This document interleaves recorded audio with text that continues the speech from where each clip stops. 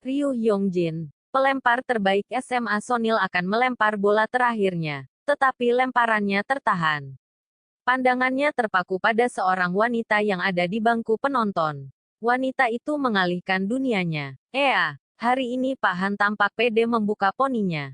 Alisnya udah tebel. Terima kasih ya ucapkan untuk ibunya Hikyong.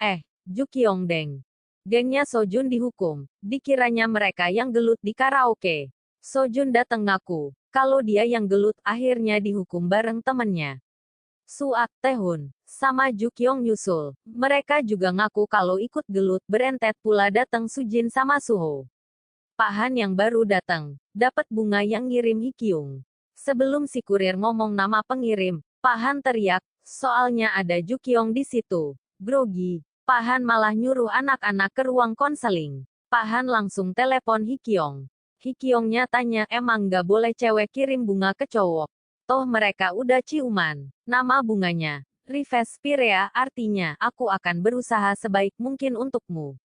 Hikyong mau berusaha biar Pak Han jatuh hati sama dia. Hikyong juga ngajak ketemu. Tapi Pak Han nolak alasannya sibuk.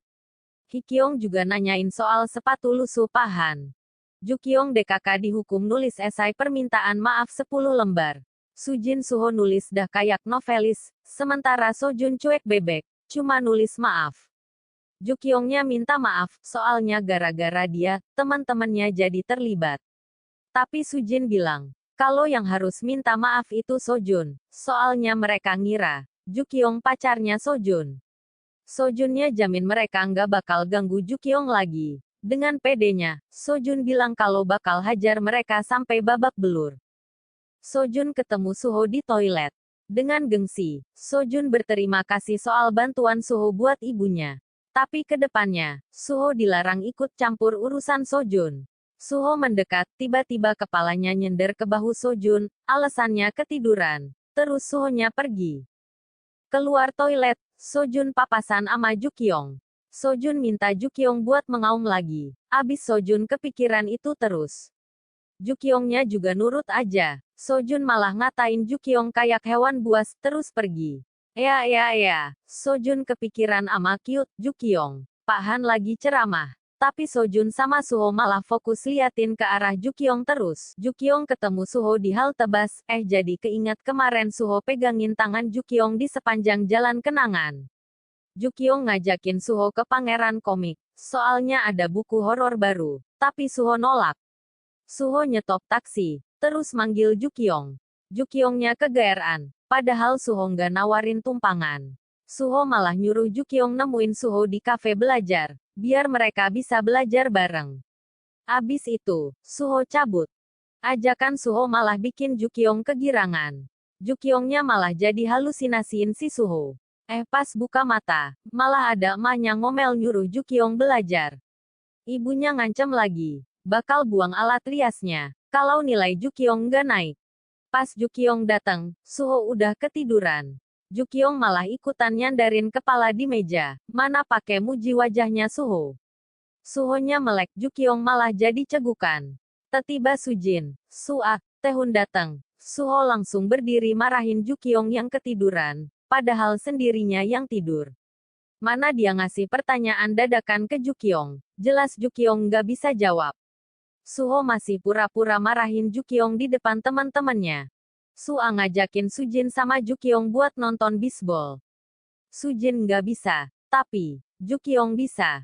Diam-diam, Suho nguping pembicaraan mereka. Taehun, sama Suho pulang duluan. Tinggal Sujin sama Ju Kyong. Tiba-tiba Songyong muncul, Ju Kyong langsung nyemprot mata Songyong. Padahal dia mau minta maaf ke Ju Kyong soal kejadian di karaoke. Abis minta maaf, Songyong pergi. Matanya juga masih kesakitan. Sujin sama Ju Kyong malah jadi bingung. Songyong malah ketemu Suho. Ternyata, Suho yang nyuruh Songyong buat minta maaf. Suho rupanya mulai ngancam Songyong buat minta maaf ke Ju Kyong. Suho juga ngikutin Songyong ke PC Bank. Ngehack komputer yang dipakainya juga. Suho sampai nyamperin toko daging bapaknya, sampai bapaknya nanyain ke Songyong. Makanya, Suho kayak kelihatan kelelahan, soalnya ngikutin Songyong. Ju Kyong akhirnya bisa lega, Songyong gak bakal ganggu dia lagi. Jukyong pengen cepet kuliah, biar bisa minum alkohol. Ternyata malah Sujin pernah minum alkohol punya bapaknya. Tapi, jelas Jukyong belum pernah. Ide-idean. Jukyong rias wajah Sujin biar kelihatan kayak mahasiswa. Mereka sok-sokan masuk minimarket, ngomongin soal kuliah. Pas disuruh nunjukin KTP, kompak pada ketinggalan. Pas ditanyain soal kampus, kompak bisa jawab. Giliran ditanyain wali kelas, Jukyong kecolongan jawab pahan. Mereka auto ketahuan kalau masih SMA. Endingnya mereka beli soda. Jukyong lihat tangan Sujin yang kasar. Akhirnya Sujin cerita kalau dia lagi stres. Dia gosok cuci tangannya terlalu berlebihan. Sujin nyuruh Jukyong buat jaga rahasia itu. Giliran Jukyong yang jujur. Kalau di sekolah lamanya, dia itu dibully.